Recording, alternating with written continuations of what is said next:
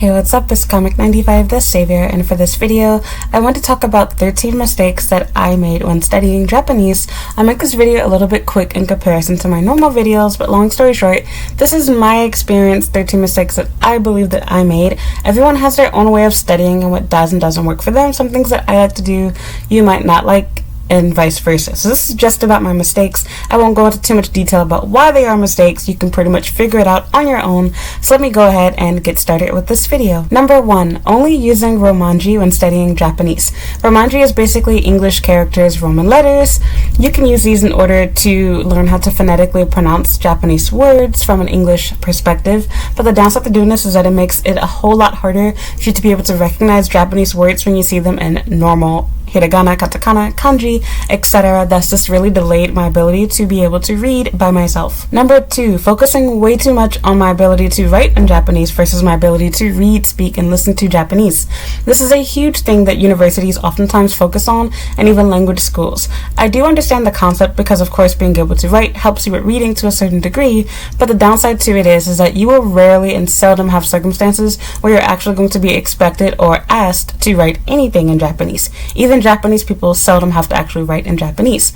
Normally, you are going to have to read things by yourself and be expected to understand and comprehend the world around you in Japanese. And when it comes to writing, you'll generally only be writing things such as your name and address. Thus, it's not so useful to be able to write in Japanese. You'd be better off spending your time actually learning how to listen to Japanese and learning how to actually speak it than writing. The other downside to writing is that it can make it feel like you're not learning Japanese when you really are, or you could be, but it's really stunting your growth because you're spending so much time trying to master a few characters when you could have learned hundreds of words during this time. It's really difficult for foreigners to learn the stroke order for Japanese characters. It's time consuming and you feel really accomplished when you're done doing that, but all this time you spent learning how to write, hiragana, katakana is not going to pay off because even although you can write all of these characters, which many foreigners cannot, myself included, I can't even remember the correct stroke order for lots of them. So with that said, yes, of course I can read it and I can speak to you, but if you were to ask me to write every katakana character, I'd probably be able to get half of them, and then for half of them they probably still wouldn't be in the right order. So long story short, you would have learned a lot more words during this time and a lot more grammar, sentence structures, all type of stuff you could have been doing instead of focusing on correcting and mastering the stroke order and making your writing look like calligraphy, etc. Number 3, not using Japanese outside of my class or outside of my home. Even although I'm living in Japan, it is extremely easy to stop using Japanese the moment you walk outside of your classroom, and that's exactly what I normally did. When I would go out on dates and I hang out with my Japanese friends, etc., I would pretty much only use English. I did not try to actually use Japanese out in the real world, so that was a big mistake that really stopped my growth with actually being able to speak and or read Japanese because I wasn't making any effort to actually use it outside of the classroom. Number 4, waiting too long to start studying kanji. I think a lot of us have heard that we don't really need to use kanji because you can pretty much get by with hiragana, katakana, and I've kind of preached this a little bit on my own, which there is a lot of truth to that. Of course, you do want to start off with katakana and hiragana. That is definitely 150% true. But where the 50% gets taken away from that, and not being 200%, is the fact that you do need kanji to survive, or you should want to use kanji. For example, filling out forms by yourself, going to immigration, even going and handling, government services like going to the ward office. Menus oftentimes have a good amount of kanji on there. When you go to the train station, being able to recognize your stop without needing English necessarily. It's really helpful to be able to understand at least some very basic kanji and know some radicals. I feel like a lot of us wait too long to start picking up kanji. We wait until we've been here for years and then finally decide, hey, I think I'd like to understand kanji a little bit. I feel like it's a lot easier if you start trying to get used to kanji within the first year of you being here, preferably after a few months. I think it only takes a few months for you to truly get down hiragana, katakana realistically. Again, not including the writing aspect of it because that's not super important, but just being able to understand, reading it and recognize the characters when you see, you're oh, I know what that word says. So yeah, I feel like I definitely waited too long to start focusing on kanji. Again, your goal is not to be an expert with it, but just getting some basic understanding of it, a little introduction to kanji. I feel like I could have done that a lot sooner in comparison to when I personally started introducing kanji into my studying routine. Number 5, not using Japanese subtitles and dub. Now mind you that dub means the opposite in Japan. Dub typically means that you're watching a foreign movie and it is instead placed in Japanese instead of it being the reverse, whereas dub for us as an American, dub would mean that something that was Japanese is now put into English. So Japanese people oftentimes when they are studying English, including exes of mine that I've had and my husband, when they want to watch something in English, they keep it in English and they will use English subtitles. And that was a huge game changer for me. I never thought about that before. So something that I wish that I implemented earlier and that I, was doing was I wish that I, was watching my movies, my TV shows, my anime, etc. I wish I was actually using, not only, the purest form using subtitles, but instead of using English subtitles, using Japanese. Because the problem is when you use English subtitles, most of us, we're not focusing on the Japanese being spoken so much. We pick up a few words here and there, especially if they're used repeatedly or if it's phrases that we really care about. But for the most part, you're going to be focused on reading the English and not listening to the Japanese. But if you put it where it's in Japanese and the subtitles are in Japanese, it forces you to focus on being able to read, recognize characters, and eventually want to understand and learn what these words mean. So yeah, that's definitely a huge game changer, something that I wish that I did. I was not doing that initially. I used to just watch it the normal subtitle way, where I would watch stuff that was Japanese with English subs. Of course, I do sometimes still do this, but when I'm trying to study, I definitely stopped doing that now. Number 6, worrying way too much about making mistakes. Nobody wants to hear this, but the reality is mistakes are inevitable and you have to make mistakes in order to grow. Just like walking, talking, anything else, when it comes to speaking a foreign language, you have to learn by making mistakes. Think about when you were a child. You probably said and did funny things because you didn't know any better. Well, you had to learn by making mistakes and getting corrected. This is not the right way to do it, and that there was a better and more appropriate way to do those things. Well, same thing goes for speaking. It might even take some time before somebody finally corrects you or you correct yourself, but that's fine. It's a part of the learning process. If you refuse to do things because you're afraid of making mistakes, you will never improve and you are not going to get any better at speaking, reading, or understanding Japanese. Number 7, focusing on grammar more than vocabulary. This is a very Japanese way of studying, in which this is something I do not agree with.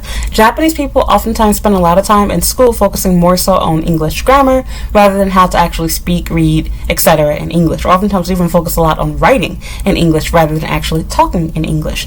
And this is a huge mistake you do not want to make. It is so much better to have a ton of Japanese vocabulary and know a lot of individual words rather than knowing the correct, forms to use, like what verbs to put behind it and tenses, etc. So like, for example, mas, masen, things like that. You don't need to know all of that stuff yet. Focus solely on learning vocabulary. You will hurt yourself trying to figure out how to use Japanese grammar, how to use particles, etc. Yes, it is important and it is useful and you should study it within the first year, but you definitely don't want to put so much of a heavy emphasis on it. You could definitely get by just with a Japanese vocabulary, knowing the right words to use. It's much easier to learn verbs, etc. after you've built up a good amount of vocabulary versus learning a bunch of useless grammar and not having any vocabulary to fill in the blanks with it. So yes, focusing more on vocabulary is something I wish that I did to begin with. I spent a lot of time focusing on how to form a sentence rather than how to put things inside of that sentence to make it full. Number 8, practicing too much masculine Japanese by speaking to mostly men. Of course, it's a lot easier to make male friends in Japan because, of course, we want to use things like applications, go to parties, etc. Who's going to approach us the most? Of course, men, the opposite sex. Likewise, see the reverse happen with foreign men. They spend a lot of time dating and being with Japanese women, so they oftentimes use a little bit more feminine sounding Japanese, which is a little bit funny. Well, the reverse seems to be the case with me too. I've had to unlearn a lot of stuff. I won't say a lot of stuff, but a fair amount of things that I did learn because it was actually a little bit masculine, not so feminine, etc. But I also learned this stuff pretty early on, so I won't say that this was too much of a mistake that I made, but a little bit of one. I do wish that I spent more time hanging out with girls, befriending Japanese women, and just, talking to them in Japanese, because you will pick up on their Japanese and you'll talk and sound like them, you'll write like them, etc. So do be very careful with things that you learn from your boyfriend and that you learn from your friends, etc. They might not even realize, like, oh, I need to be careful because she's going to pick this up from me. But you are literally like a baby and they are like your parent when you're hanging out with your Japanese friends. So when you hear them talk, etc., you're going to go, oh, okay, this is how you say that. Oh, that's how I get that. And when you say it to somebody else, they're going to be laughing at you like, oh my God, why is a woman speaking like that? So just keeping it real with you. You want to make sure that you're spending time with people that are of the same sex as you so that you sound appropriate. You're speaking like a woman if you are a woman, and that's all a whole nother story. But yeah, anyway, I wish I spent more time hanging out with other Japanese girls earlier on in my studying and learning Japanese journey rather than later, because I'd have less things to unlearn. It would be more easy, more natural, and I wouldn't have made some of the mistakes that I made. But again, like how I said earlier, mistakes are definitely inevitable and you have to make them in order to grow regardless. Number 9, using books that were written by foreigners. It sounds really bad, especially since I actually plan to have my own little book soon that'll give you some basic, advice on how to get started with studying Japanese. But If you are trying to study Japanese, especially at an advanced level, you really want to start, or really even at the beginner's level, you really want to pick up a book that's actually written by a native Japanese person that speaks English fluently, and maybe they have a foreigner that checked their book and helped them out, etc. Those are the best books to use to learn Japanese. Oftentimes, if you're using a book that's written by somebody that is a foreigner, there will be a ton of Japanese out there that is either not correct or that's extremely outdated that people do not say. So be really careful with picking up books that seem fun, seem funny, cute, whatever. Of course, they can still kind of understand what you're saying, but it'll be really weird, or just things that are either, not polite to say, or too much of a direct translation from American English into Japanese, which, keep in mind, certain things, like, for example, saying no, directly refusing things, etc., are not normally something that you would say in Japanese. So even though there is a word for saying things like, or a sentence for saying, how are you? I'm fine. Or saying no to say you don't need something. It's actually extremely harsh, rude, and just weird, because people don't normally say, hey, how are you? It's not something that you do to start off a conversation with a stranger most of the time. So be careful about using books like that. That was something that I made a mistake with, because I had to unlearn, I don't say no. I didn't realize I was being a little bit rude, or that it was strange to say, like, how are you? I didn't know these things because I had been told, okay, this is how you say this in Japanese, because I learned it from foreigners who knew Japanese. And that's why it's so important to differentiate between being, somebody that can speak fluently and somebody that also understands the culture, because you can understand the language and lack cultural understanding, and that causes more problems, in my opinion, than somebody that doesn't know Japanese language at all. It's so much more important to understand Japanese culture, and honestly, if you spend a lot of time studying the culture, you'll be able to learn the language a lot more easily. Number 10, not using multiple applications and books. I think a lot of people find a few recommended books, a few recommended applications, or even just one, and they solely use those. They're not willing to expand and buy new applications, buy new books, try, new teachers, new whatever. And I feel like if you limit yourself to only using one teacher, you limit yourself to only using one book, or even two, you are not going to be able to speak Japanese as well as somebody that chooses to learn Japanese through multiple applications, through using multiple books, through talking to multiple people. Do not put all of your eggs in one basket when studying, and that's a huge mistake that I made. I personally was like, Genki textbooks, yay! And I just used that. And by using that, of course, you will learn Japanese, but there will be a lot of weird mistakes you make, like speaking overly formal in some situations, or speaking too casual in others, or speaking too directly and blunt where it just sounds weird and robotic. So it's really important for you to use multiple applications, talk to multiple people, use multiple books, and use more updated stuff too. A lot of these books and applications have really old Japanese, or things that people just don't say. Like, for example, even things that claim to teach you slang and how to speak, dirty Japanese. In fact, that book is actually a prime example. I own that book. A lot of the things inside there are not correct. Like, when I've used that book just jokingly, to talk to my husband, he'll be like, what the F are you saying? So, yeah. don't rely on those books or just those applications. Use multiple things, talk to multiple different people, not just people that you work with, people that you could talk to casually, and this way you'll improve your Japanese a lot faster, and you'll learn things on a lot more of a native level instead of just relying on one book. Number 11, spending way too much time with foreigners that, speak English, and or Japanese people that can speak English that are trying to practice their English. The problem with this is quite obvious. If you're only hanging out with people that can speak English or that mostly want to talk in English, you're going to have very little opportunity to use Japanese. Your Japanese will start to slip, and you won't be able to speak as fluently. You won't have as many opportunities if you're always at work or at school and you're, using English for those things. And then even during your free time with your friends, family, whoever, you're also speaking in English with them. It really does help you to have friends that can only speak Japanese, and are people that are trying to practice their Japanese when they're out with you, and not just speaking in English, because again, it will hinder your ability to speak.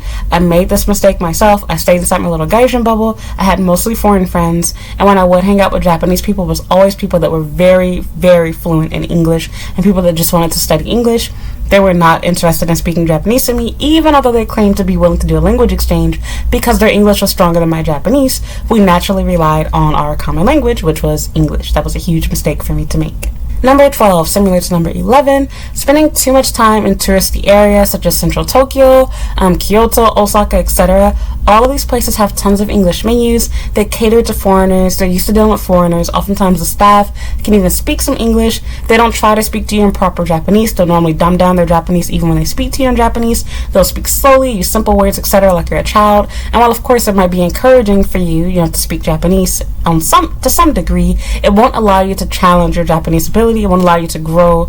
And for those of you that are living in areas like Tokyo, etc., you might even deal with constantly being given an English menu, constantly hearing English announcements, etc. And so, yeah, if you're in an area that's, catering to foreigners, you're not going to have a lot of opportunities to actually speak Japanese, or you're going to have to fight to make those opportunities happen for you. So be really careful with doing that. If you never have a chance to use so-called survival Japanese, it'll probably take you a lot longer to actually learn it. The tick inside my brain that went off, or the clock or whatever you want to call it, that went off for me was when I went to Kyoto, and I was kind of like a little bit out in the countryside, and I said the story a million times. I could not find the entrance to the station. I almost started crying. I ended up missing my interview because of it. I could not figure out how to enter the station. I was at the train station, but it was above ground, and so I was like, oh my god, how do I get to the platform? Well, there was a huge sign that clearly said go up the stairs here, arrow pointing and all, but I had no idea. It looked like a do not enter sign. Well, turns out it was telling me this was the entrance, but I didn't know kanji,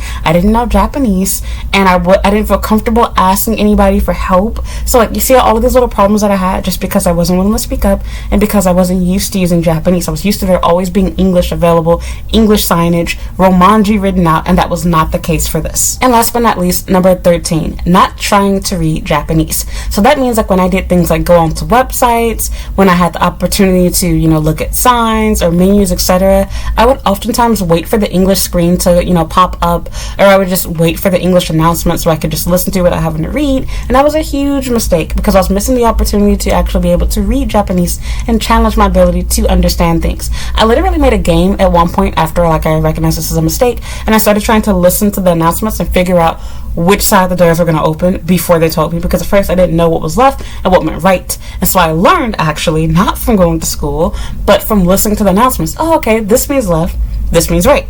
So beforehand, I didn't know that. And so it was literally a fun little guessing game that I played with myself. But initially, I wouldn't do that. I'd be like, okay, Nihongo, Nihongo, Nihongo. Okay, there goes the English announcement. Yay! Same thing goes reading menus. I would wait for the English screen to pop up when I was looking at a graphic screen. When it came to menus, I would ignore the hiragana, katakana above the word. I would just look at the English part.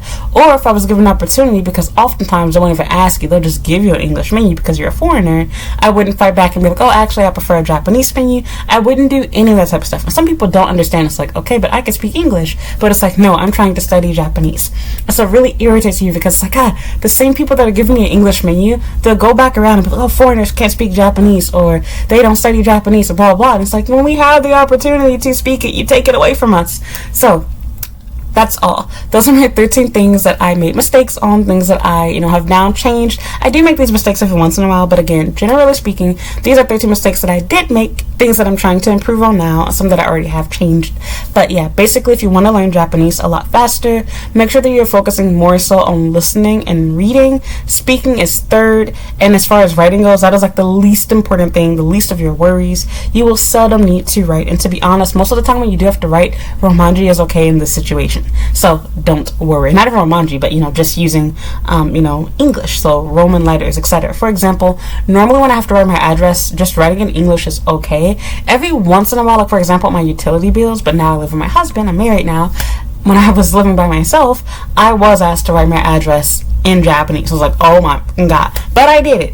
It wasn't the best writing, but I was able to do it. So don't worry about that type of stuff. Your time is better spent building vocabulary, and second to that, you can focus on grammar. But writing should be the least of your concerns. Writing is literally a fun exercise to do. When you're done with your studying for the day, it should not be the highlight of what you're really doing. In order for you to feel you are fluent in Japanese. Of course, if you're doing things taking official tests, etc., which let me also add, that's not necessary to do to come to Japan or to get a job here, because they would never check for that. They don't care for it. And most jobs that are hiring you, they want to expand their foreign athlete have English speakers on their team, and or they want to have people that can speak English, like for students, etc. They are not concerned about your Japanese ability, and if they are, they don't need you to prove your Japanese ability with scores. All those tests, etc. are mostly a waste. They're for yourself, for you to gauge your own level. So I do suggest taking them, but don't take it so seriously, because most jobs, you always find some rainbow unicorn exception. Most jobs do not care about the JLPT anything. So that's all the story. That's all for this video. So thank you so much for listening, and thank you for watching.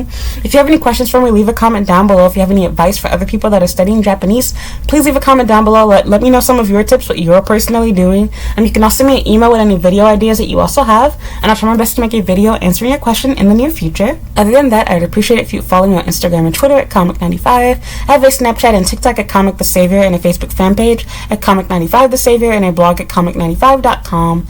As always, once again, you can check out my YouTube channel's homepage. I have playlists on everything: working, studying, dating, living in Japan. I probably already made a video answering your question there, so please be sure to check that out. And if not, again, you can send me an email or leave a comment asking your question, and I'll try my best to make a video answering your question in the near future. So that's all for this video. Thank you so much for listening. Don't forget to like, comment, subscribe if you haven't already, and I hope you'll watch another video.